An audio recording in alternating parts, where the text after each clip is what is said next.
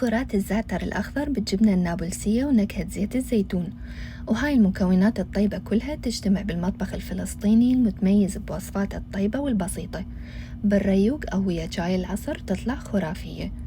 للعجينة نحتاج طحين، خميرة، شكر، ملح وشوية من البيكنج باودر، وضفت لهم لبن بدرجة حرارة الغرفة وزيت الزيتون واللي هو يعتبر مكون رئيسي بهاي الوصفة، وأكيد الزعتر الأخضر المغسول ومصفى، وعجنتها بمي دافية، ويفضل تكون العجينة لينة مو كلش مطاطية، وتركتها تختمر مدة ساعة كاملة بمكان دافي. الحشوة هي جبنة نابلسية مقطعة ونقعتها ليلة كاملة بمي، وغيرتها 3 مرات حتى نتخلص من الملح الزايد، وضفت جبن الموتزاريلا وزيتون، وهاي إضافات اختيارية. والعجينة ورا ما اختمرت زيتتها وقسمتها إلى كرات، حشيتها وقفلتها، وحتلاحظوها عجينة هشة وطرية وتنفتح بالإيد وما تحتاج شيبك.